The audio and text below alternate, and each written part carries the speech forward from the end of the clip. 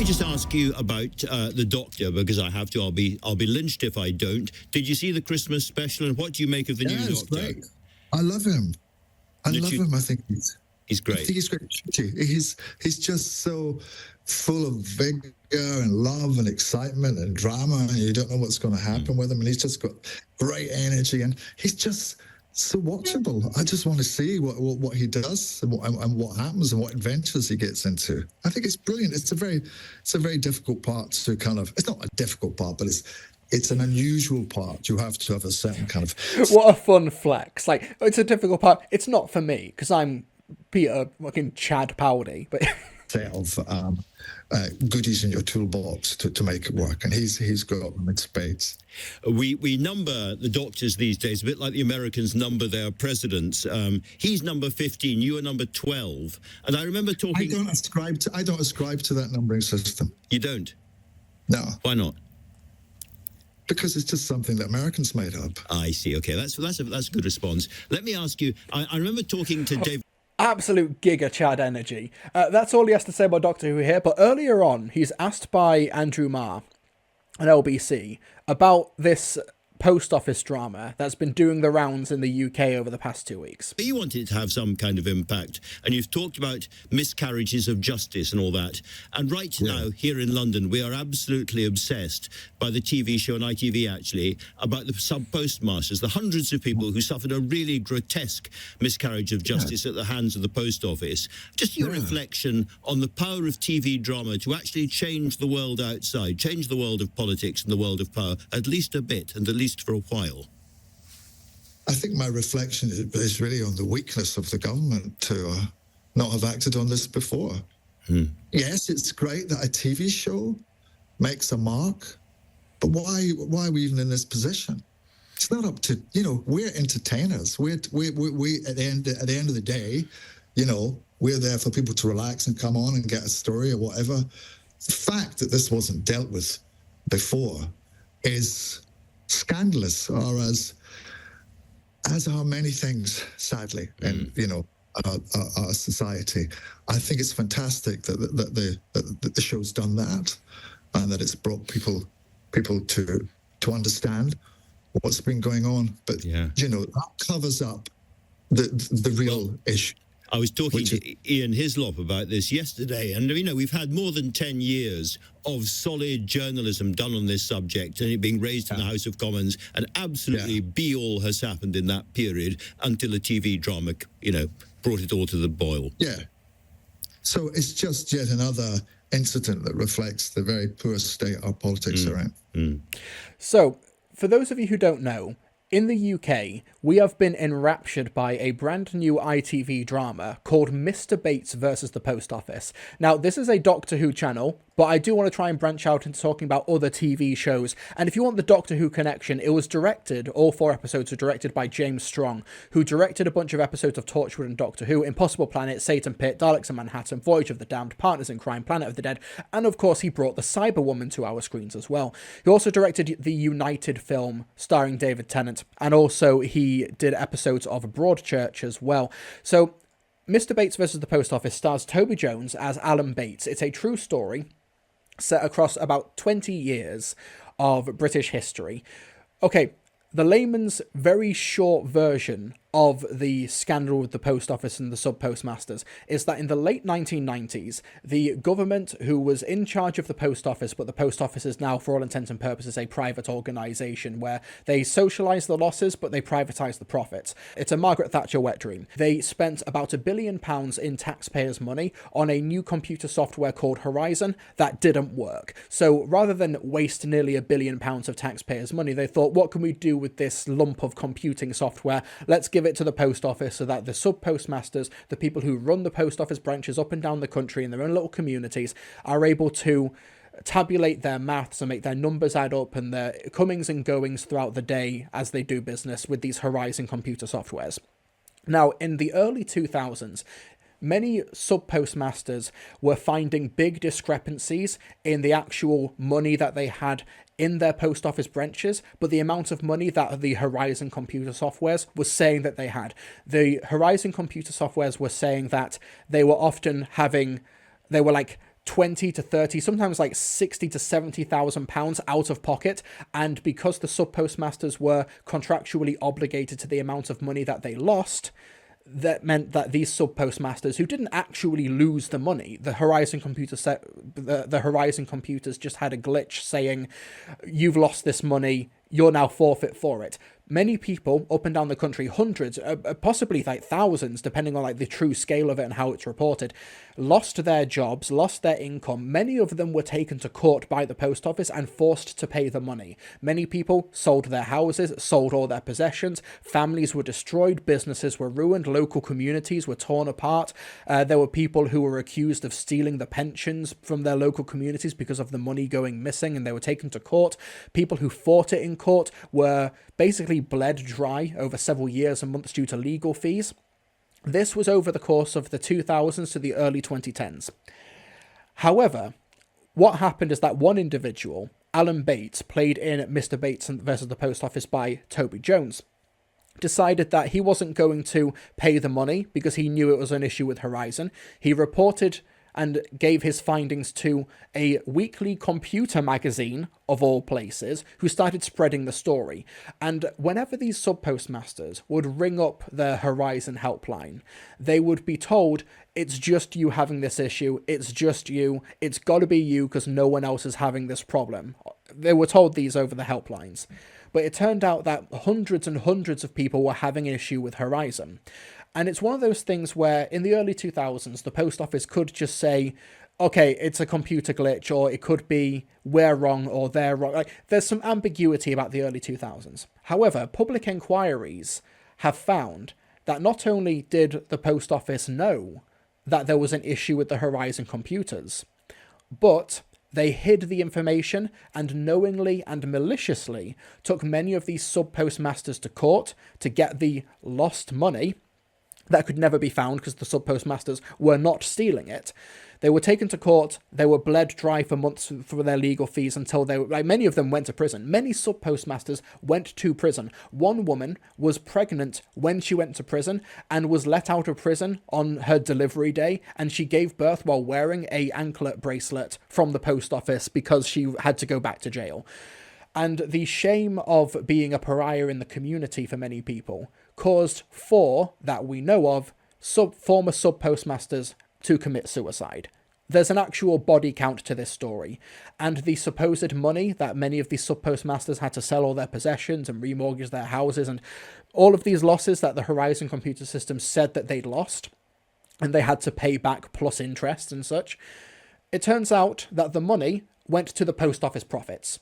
They were, like, some people were made to pay 50, 60,000 pounds of lost money, and then it went into a holding account because we didn't really lose the money. How are we making this work? And then it just gets absorbed into the post office profits. And like I said, the main wrinkle here is that the post office knew about it. The heads of the post office knew there was an issue with Horizon. They knew there was a glitch. They knew that there were errors. They knew the sub-postmasters were innocent. Took them to court anyway. Drained their bank accounts and their families' bank accounts for money anyway. Pursued legal action, knowing that they were innocent. And this happened for about 15 years. Now, chat, pop quiz. Why did the staff at the post office, the hires up at the post office, do this? There is an empirically correct answer to this, by the way. There's an objectively correct answer to this. Francine's right. Evil. Because they are evil. They are demons in human skin who did this because they are evil people. That's the correct answer. Now, this stuff was reported, like I said earlier, a weekly computer magazine was the one to break the story. And then Private Eye picked it up, and then it's kind of started to snowball from there. And these hundreds of postmasters took the post office to court and were able to get some money, some compensation out of it, but because they had to pay legal fees as well, it meant that the compensation money didn't even touch the sides. It barely even compensated the actual losses, let alone the 10 or 15 years of just lost life. And of course, the people who are confirmed to have died as a result of these events through suicide. It doesn't begin to touch the side. However, the government knew as well. It was raised in the House of Commons and Parliament numerous times. Nothing was done. Nothing happened. And then, in early January 2024, ITV released a 4-part drama called Mr. Bates versus the Post Office, and it becomes a massive smash hit. True story of battle by UK post office victims is ITV's biggest drama in over a decade, reports Deadline. The 4-part drama series was initially aired in the first week of 2024 and has been now streamed more than 16.6 million times on the ITVX streaming platform. We have the BARB viewing figures for the first 7 days. All 4 episodes were available on ITVX, the ITV streaming service, with this episode peaking at 10.3 million people watching. One reason for this is because the post office drama drops and then it becomes front page news. For no exaggeration, if you're outside of the UK, this has been front page headline news non-stop for about 2 weeks. And that level of coverage results in between 9 and 10 million people watching each episode of this ITVX drama in the first week alone. It's ITV's biggest drama in 3 years. It's the biggest general drama in the UK since Line of Duty, and then the biggest before that was Broadchurch. Indisputable massive smash hit of a show that has even renewed government interest in fixing, in quotes, the issue here. And it's interesting to look at this in perspective of just the general media landscape as well. How the idea that this has been more or less public knowledge for the past 10 to 15 years. There have been outlets like Private Eye, like Computer Weekly, who have been pretty diligently reporting on this stuff for the past 10 to 15 years. There is a character in Mr. Bates versus the Post Office, James Arbuthnot, played by Alex Jennings, who was a Conservative MP. He was succeeded by Rory Stewart during his time in office as chairman for Defence Select Committee. Unironically, he's a Tory, but he is, as far as you can, in broad terms, unironically, one of the good ones, one of the main characters who did actually fight for the sub-postmasters and work closely with Alan Bates and talk to the post office staff and everyone like that. Paula Vanells, who was the head of the post office when all of this was kicking off. Unfortunately, however, she did get a CBE. She got a knighthood, even though she was one at the centre of this scandal who knew about the sub-postmaster's innocence but pursued legal challenges anyway because, like I said, she's evil, demon wearing human skin. This is unironically what evil looks like. So she was given a CBE in 2019. However, in the past few weeks, because of the massive amount of public backlash and new prominence with this story in the eyes of the public thanks to a record-breaking ITV drama, she has now volunteered to rescind her CBE. However, doesn't work like that. The king has to officially, through a ceremony, rescind the CBE. Her having to give it up doesn't work logistically because it's an official royal ceremony that has to be done for it. It's all pomp and circumstance or whatever. But the fact that she has the option to give the award back, as opposed to it being literally wrenched off her as she's being carted to the back of a police van for these knowing inhumanity to mankind crimes that she's been involved with over the past 10 to 15 years, is a massive damning indictment of British society or the imbalance in power, generally speaking. But what we have with Mr. Bates versus the Post Office is now a renewed interest in giving these sub-postmasters who are still with us, because many of them have died since of natural causes because this has just been going on for just so bloody long. And now it's a case of the government have known about this for 10 to 15 years because the government, even though the post office is private financially, they still get taxpayers' money, and so much money has been invested from taxpayers for the legal fees for the post office to take these sub-postmasters to court. Millions, tens of millions, hundreds of millions of pounds has been wasted from the taxpayers pursuing these legal challenges to innocent people who the post office knew were innocent all along. Heads should roll for this. Whether or not they will, we don't know. At time of making this, there has been talk in Parliament about a proper compensation scheme, which has yet to be fully enacted, but it looks like it is going to be over the coming weeks. But the fact that the government have known about this for 10 to 15 years, and only after a massive record-breaking ITV drama is action being taken, it makes me wonder whether or not Toby Jones is now going to star in a drama surrounding Partygate, or the COVID inquiries, or Grenfell, things like that. Because the most comparable example for this is Grenfell. Because For those of you who don't know, there was a tower block in London called Grenfell Tower where the cladding around the building, the insulation, was known to be flammable by the people who installed it and the people who paid for it. There were email correspondence that have now been released saying, yes, it's a death trap, yes, it's a fire hazard. If there's a fire or these people are going to die, they did it anyway because the cladding was cheaper. Because once again, these people are fundamentally evil, demons in human skin. It's the case of these people who know what they're doing is wrong, but they do it anyway, just in the hopes that they won't be caught. And one thing, there's such a big confluence of factors surrounding this story which has made it such a unambiguous massive smash hit. Firstly, it's an ITV drama about a bunch of old people. A lot of them are in the countryside, so of course it works for the boomer and the older demographic as well to watch it. They relate to the characters. It's the idea of technology being an evil and scary thing that's going to take your job and there's this really interesting confluence of factors which gathered around to make this such an incredible story, worthy of dramatization as well. Just like, even if it wasn't based on a true story, just the virtue of how the story is structured and formatted, it's a very populist, crowd-pleasing story. It's not it's heart-wrenching. It's absolutely devastating to watch at times. It's a terrific drama, a terrific bit of TV.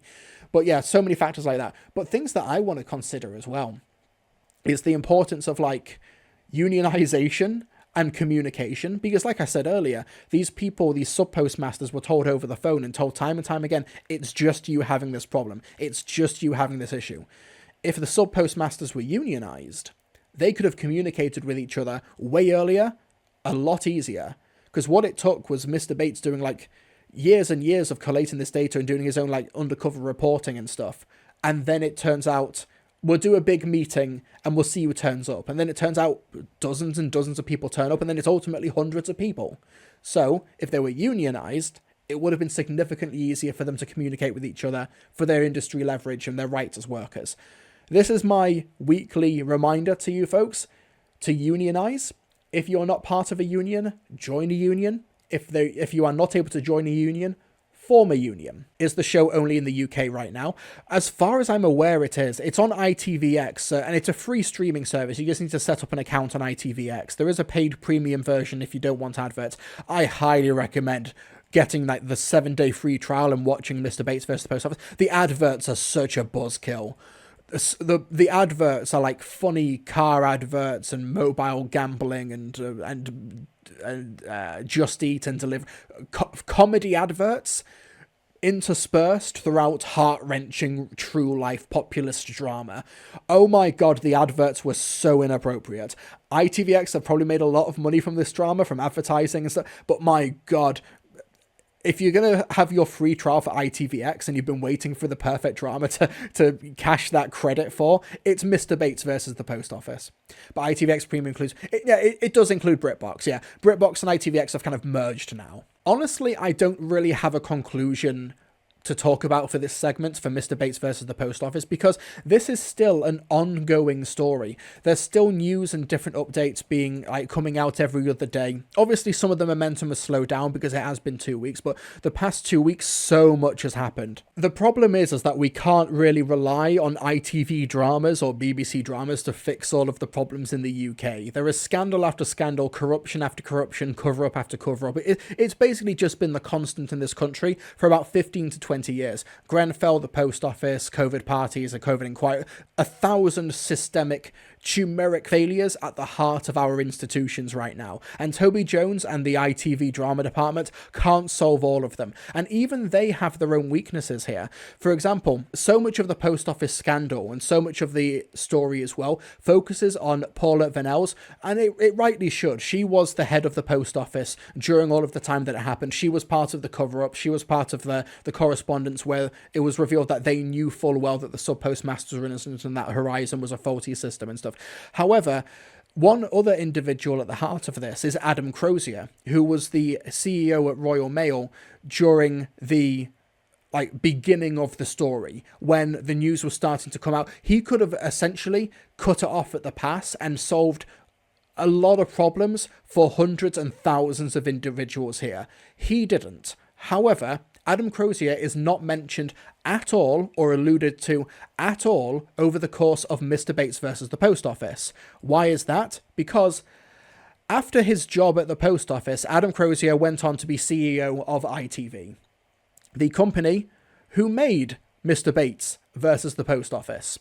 One individual in Adam Bates versus the Post Office who plays himself is Nadhim Zahawi, Tory MP, who was found to have basically stolen nearly £5 million of taxpayers' money and was basically given no recourse for it.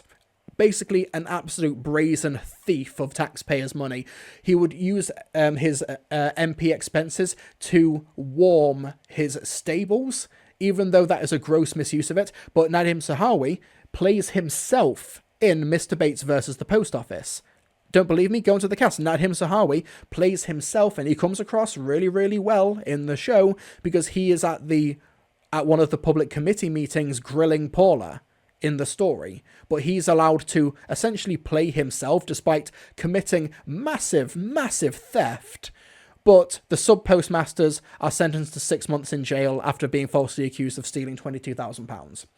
ITV dramas are not the cause or the solution to all of life's problems, and we shouldn't have to rely on them to have institutional change. What we need to do is, firstly, never, ever vote Tory, but also unionise and make sure we're a united workforce in the UK. That's like the first bare minimum steps. If we are relying on people like ITV, who are able to, intentionally or not, able to omit their roles from the history. Adam Crozier was CEO of the Post Office during the beginning of the scandal, and then moves on to ITV, and then ITV makes a massively successful Post Office drama about the subject, but conveniently omits him. We shouldn't be relying on these power structures to tell the stories which expose the power structures. And I obviously don't have all of the solutions here. I'm just a man with a webcam. I've not yet solved institutional corruption. But one day, we'll figure it out. Together. Lou Gallagher, thank you so much for the £10 super chat. It's massively appreciated. Wonderful chap. All of them. I teach acting and work at local theatre in Lancashire. Incidents like this is why the government are terrified of the power of drama/media/art and try to bury it alive with austerity in schools. I don't think that it's like we can't have great social commentary dramas anymore. Defund the shit. I think that's a nice side effect for conservatives, but I think the main priority is that they're just anti-art. Like, just in general, they just don't see the point of it. Apart from just being another commodity for them to sell and speculate on paintings and collectibles and statues and stuff like that. They don't actually see any sort of actual merit in it. There's a reason why, like, so many conservative outlets are like news or current affairs show, like GB News Talk TV. They don't so much make dramas, partly because if you wanted to make a conservative drama, like, what would you make it on? Would you make it about how corruption is good? Would you make it about how black people are secretly like controlling everything and trying to ruin? Like, what do you make it on? Like, because so much of like what we have as shorthand for good morals, like don't lie, community is good, free speech and stuff like these things are like fucking like allergic to like conservative worldviews, even if they don't fully admit it. Like it's antithetical to their worldview, like the good morals. So it's why there's so much like of an imbalance between liberals and people on the left as creatives, and then people on the right as commentators and pundits. And a lot of the reason for that is because they don't believe in teamwork. They believe in individuality to a point. They believe in like, okay, just one person with a microphone yelling about the brown people. Whereas like creatives actually have to collaborate. And to make a TV show or a movie, it's got to be like hundreds of people. Like thousands of like cogs in a clockwork machine making just 1 minute of TV or film happen. It's a collaborative process. And this is antithetical to conservatism, which is why you do get them, of course, but like not super outwardly conservative like creators and stuff. Like Kelsey Grammer and like Dwayne Johnson are meant to be Republicans, but even like Arnold Schwarzenegger is meant to be a Republican, but he doesn't champion those virtues. He doesn't really toe the line, other than the basic idea of self-improvement and meritocracy, which honestly is not even a conservative ideal anyway, but it's like, it depends on how you phrase it and how you present it. So much of the arts and media and stuff, it ends up getting gutted. It was like one of the first things to go, it's a genuine shame. When I studied, I did GCSE drama, but I also did GCSE history, and I learnt way more history doing GCSE drama than I did GCSE history. In history, we did stuff like, World War II, we did slavery, we did we did the hits. But when it comes to like GCSE drama, we did women's suffrage, we did the potato famine in Ireland, we did like Greek myths, which obviously isn't history, but it's informed by so much of the culture of like ancient Greece and those legends and those societies anyway. Like, we did like stuff on domestic abuse. We did a lot of stuff. I learned more history doing drama than I did during history, and a lot of it is because during drama you look at it from a different angle, which makes it more human, which empathizes people. You kind of have to really tear the subject apart and approach it from a more humanist perspective. It's one reason why Mr. Bates and the Post Office has done so well at rallying people around the cause. It's one thing to read a report by Private Eye, who, no disrespect to Private Eye, have done an incredibly good job at reporting and trying to keep this story in the mainstream for the past like nearly 20 years that it's been going on for. But there's something different from reading a Private Eye report and then watching a scene in Mr. Bates versus the Post Office where you can see incredible actors actually like live the material and authentically present it in front of you in your living room.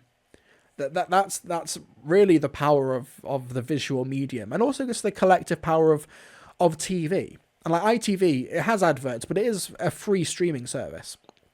So it's not like a film where there is a paywall and then people are able to go to the cinema in a dark room and then watch it. No, it's you watch it with friends and family in a living room, or you watch it on your own and then you go to work the next day and you talk about it. It does have the water cooler community aspect to it that film can sometimes have, but television just has the natural advantage of. There's less barriers to entry for television. And also theatre as well. Like, there is more of a community aspect to theatre, but that's an even bigger barrier to make it a community thing on a country level. You can make a big theatre splash in a local community or in like a bubble, but a theatre show can only play unless it's been live streamed or broadcast or whatever. But once again, but that's the power of screens and communication and media. A theatre show is shown one time to one room of people, and that's it. Not to like discredit theatre. I did GCSE drama, for crying out loud, but I hope that you take my point.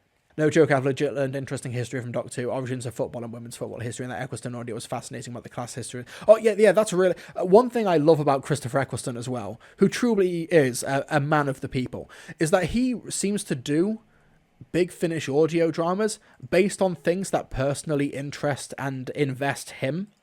And one of those was it Pioneers? Yes, The Beautiful Game by Catherine Armitage, where he attends the genesis of the Football League. And yeah, you learn history from that. And also, it's Adam Martin there. Oh, and Louise Jameson. We were talking about her earlier. Yeah, so you do get these creatives who are actors like Christopher Eccleston, and also Toby Jones kind of has to be an activist to a certain extent. You have to have a bit of an activist bone in your body to be in a show like Mr. Bates versus the Post Office. You kind of have to be instinctually, but a lot of it is because of an actor's ability to empathize and find the heart and the human cost and the impact of the events that they're depicting. Wasn't it like Sussex, where they recently announced that they were cutting 100% of their art spending? Here we go. Suffolk County Council is proposing a 100% cut to their funding of the arts. This is also simultaneously happening while the UK is sending arms and military equipment and personnel on several different fronts across the world just so that they can be involved in the conflict. News that Suffolk County Council plans from next year to cut arts funding by 100%. You, Dick Whittington, will save the day. Meanwhile, in a parallel panto universe, the show must go on. But here at the New Wolsey Theatre, the cuts will have a devastating impact. We've been funded for 4 decades, so to actually have a cut feels so significant from Suffolk County Council. We will have to make some choices about projects or community groups or youth groups that we can't work with. Of course, we don't want to do that. Take Michelle and her 15-year-old Jack. Jack has autism and his weekly drama classes here are now under threat. It has given him the confidence that he's needed, the boost that he's needed.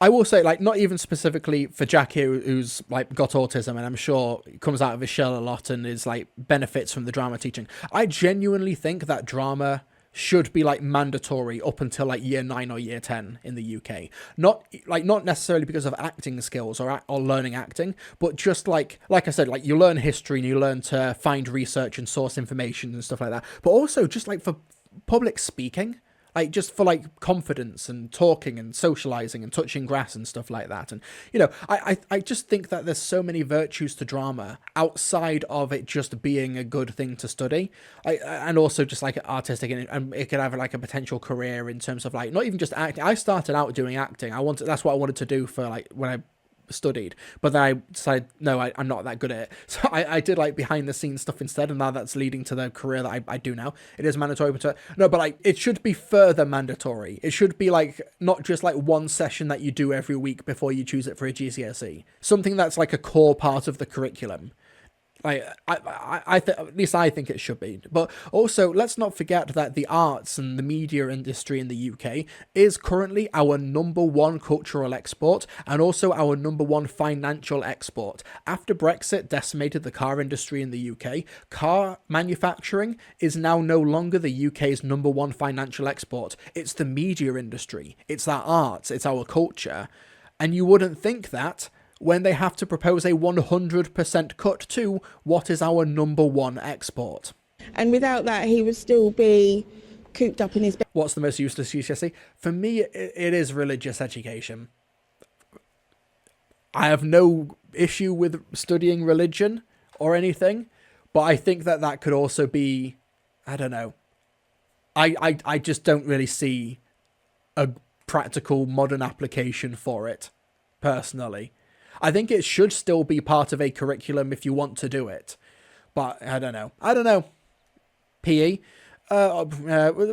There is some benefits to PE just in terms of like you should know what goes into your body and how your body works. I don't know.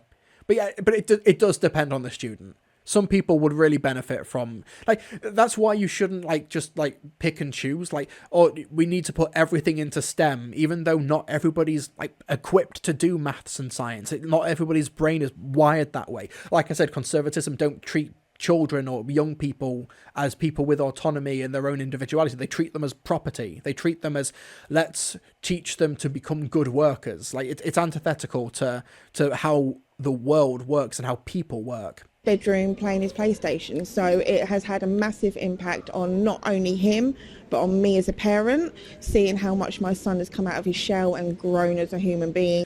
Clarence, art's never high on the cons agenda. I don't know if you remember government adverts during pandemic basically telling self-employed artists getting new. Yes, I remember that. It was like train in cyber, wasn't it? Government advert encourages ballet dancer to retrain in IT is crass, admits the minister.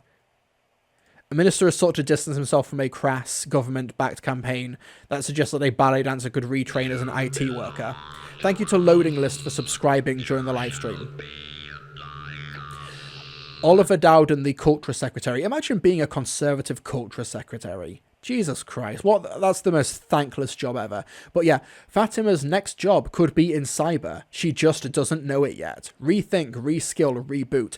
Like I said, this is not rational thinking from a government I'm just some bloody YouTuber, and even I can see the data and the numbers that the arts and media and culture is the UK's #1 financial export. It is what makes this turf island any actual money. If you look at the top 10 companies in the UK, most of them, they're not tech companies. They're tobacco companies. like genuinely, aren't like 3 of the top 10 like biggest companies in the UK like tobacco companies? Yeah, tobacco is a famously thriving and growing industry. Like, this is like I said, empiricism is just not on the agenda for conservatism. But yeah. Jack, I feel rude talking about you when you're here but not talking to you, so I have to ask you, what are the drama classes been like for you? Have you loved them? Yeah, I absolutely loved them. Suffolk is not the only council facing a financial crisis. Some have already gone bankrupt after years of funding cuts from central government. The county council here say hard choices have to be made. But the problem is that I can't blame a county council for this decision, because they are only given a certain amount of money every year, and they have to like make those books work, and they have to keep infrastructure going. They have to like make, you know, keep the roads usable and infrastructure functioning.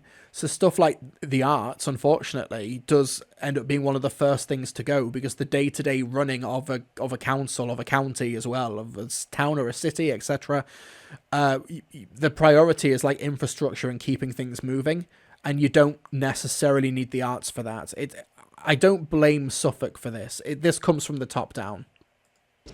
I think we widely recognise the benefits to the health and well-being of the people of Suffolk that arts and culture bring. But what we're having to do within this budget is prioritise our spending on children in care, on special educational needs and vulnerable adults. And that's what we have to do, because that... Like, honestly, genuine like respect to Bobby something. I'm sorry, I can't read because the subtitles are there. I can't read it, sorry. For actually like, okay, yes, I'm going to try my best to justify this, even though it's not good for anyone. I get it. I get it. But what we're having to do within this budget is prioritise our spending on children in care, on special education. A quick Google tells me tobacco just scraped into the bottom of the top 10 of the UK. It was like a year or two. I've not looked at the figures recently. I apologise. But like a year or two ago, you look at the top 10, and like 3 of them were tobacco companies. Like we are not a functioning island economically. We are broken in so many massive and invisible ways. Needs and vulnerable adults, and that's what we have to do, because that's where our statutory duty lies. People here would argue that all of those groups that you've just spoken about benefit from the arts and all of the services here. Some of these services are helping people right at the sharp end of things. Does not one part of you think that maybe this isn't a great decision? It's not a decision we want to take, and to be honest, if we didn't have to, we wouldn't be. Yeah, I believe her. I really do. Like, props for her doing this interview with Channel 4 as well. Just like, it's better than the silence. That councillor is under the this like in this particular thing is not a partisan thing. Like you will like get crazy conservative MPs, but conservative councillors who are crazy whack jobs who just hate trans people, a lot harder to come by on the local level. Anyway, right, we will get time to... I will cover the final Big Finish thing, and then we'll call it a night. But thank you for sticking with me for that tangent.